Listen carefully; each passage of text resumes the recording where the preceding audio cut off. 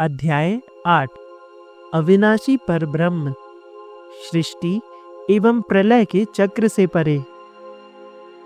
हे माधव, कृपा करके मुझे बताइए कि ब्रह्म क्या है, आध्यात्म क्या है, कर्म क्या है, आदिभूत अर्थात भौतिक दुनिया और जीवों से जुड़ी चेतना क्या है, और आधिदैव अर्थात सूक्ष्म चेतना क्या है। हे मधुसूदन, हम जो यज्ञ करते हैं उनका आधार कौन है और वे इस शरीर में कैसे उपस्थित हैं। जिस व्यक्ति ने अपने आप पर संयम पा लिया है, वे मृत्यु के समय आपको कैसे जान सकता है। श्री कृष्ण ने कहा, हे पार्थ, जो अविनाशी है, जिसका विनाश नहीं किया जा सकता और जो सबसे उच्च है, वही ब्रह्म है। जीवों के अंदर उनका उपस्थित होना, उसी को आध्यात्म कहते हैं। जो ओम के माध्यम से सृष्टि, पालन और संहार का कारण बनता है, वही कर्म कहलाता है। हे श्रेष्ठ अर्जुन, अधिभूत भौतिक संसार का आधार है, अधिदैव सूक्ष्म संसार का आधार है, और मैं जो शरीर और ब्रह्मांड में व्याप्त हूँ, अधियज्ञ हूँ, अर्थात सभी का कारण, रचयिता और ज्ञानी।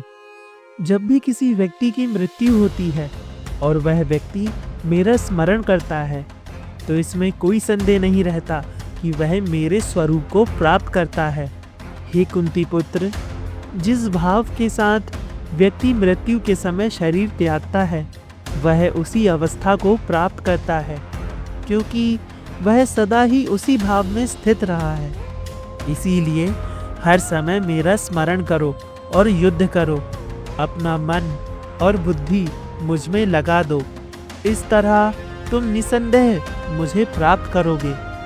हे पार्थ, जो व्यक्ति योग द्वारा अपने मन को स्थिर करके केवल परमात्मा के ध्यान में रहता है, वह परम दिव्य भगवान को प्राप्त करता है। जो परमात्मा सृष्टि के आरंभ, अंत और संचालन को नियंत्रित करते हैं, जिनका स्वरूप सूर्य के समान चमकता है और जिनका रूप अत्यंत सूक्ष्म, अकल्पनीय और अनंत है, उन्हें एक साधक अपने ध्यान में स्मरण करता है। जब मृत्यु का समय आता है, तब एक योगी भक्ति और योग के बल से मन को स्थिर करके अपनी प्राण शक्ति को भ्रूमध्य में स्थिर करता है और उसी ध्यान में पूरी तरह समाहित होकर उस परम दिव्य परमात्मा को प्राप्त करता है। वह परमात्मा, जिसे वेद ज्ञानी अविनाशी कहते हैं, जिसे बिना किसी आसक्ति के सन्यासी प्राप्त करते हैं और जिसे पाने के लिए तपस्वी ब्रह्मचर्य का पालन करते हैं, उसे प्राप्त करने का तरीका मैं तुम्हें संक्षेप में बताऊंगा। जो व्यक्ति अपने शरीर के 9 द्वार अर्थात आँख, कान आदि को नियंत्रित करता है, मन और हृदय को संयमित करके अपनी प्राण शक्ति को सिर में स्थित करता है और योग का अभ्यास करता है, वही व्यक्ति शारीरिक मृत्यु के समय ओम का उच्चारण करते हुए मुझे स्मरण करता है और वह परम गति को प्राप्त करता है। हे पार्थ, जो योगी निरंतर और एकाग्रचित होकर मुझको याद करता है, वह मुझे सरलता से प्राप्त कर लेता है। मैं उसे विशेष रूप से मिलता हूँ, क्योंकि वह नित्य रूप से मुझ में समर्पित रहता है। जो महात्मा मुझको प्राप्त करते हैं, वे जन्म और मृत्यु के चक्र से बाहर निकल जाते हैं। वे संसार के दुख और आसक्ति से परे होकर परम सिद्धि प्राप्त करते हैं और पुनः जन्म नहीं लेते। हे अर्जुन, जो लोग ब्रह्मलोक जैसे उच्च स्थानों को प्राप्त करते हैं, वे भी पुनः जन्म लेते हैं, लेकिन जो मुझे प्राप्त करते हैं, उनके लिए पुनर्जन्म नहीं होता। जो लोग ब्रह्मा के एक दिन और एक रात्रि की अवधि को जानते हैं, वे दिन और रात्रि के वास्तविक अर्थ को जानते हैं। ब्रह्मा के दिन के आरंभ में सृष्टि अव्यक्त से प्रकट होती है और उसकी रात में सब कुछ अव्यक्त में विलीन हो जाता है।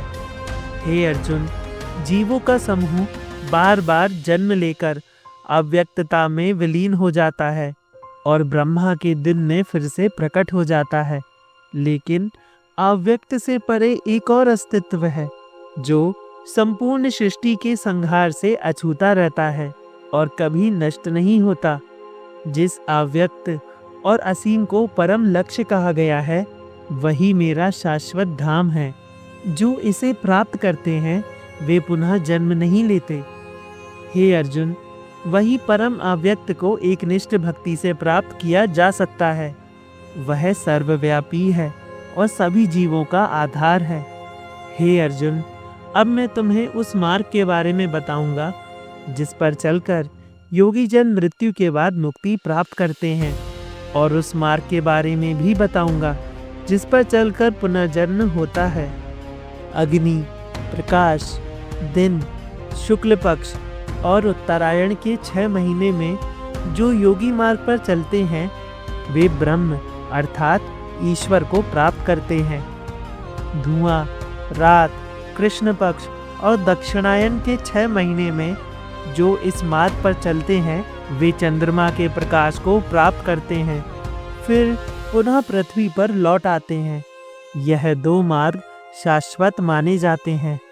प्रकाश का मार्ग मुक्ति की ओर ले जाता है, जबकि अंधकार का मार्ग पुनर्जन्म की ओर। इन दोनों मार्गों का तत्व जानने वाला कोई भी योगी कभी भ्रमित नहीं होता। इसीलिए हे अर्जुन, सदा स्वयं को योग में स्थिर करो।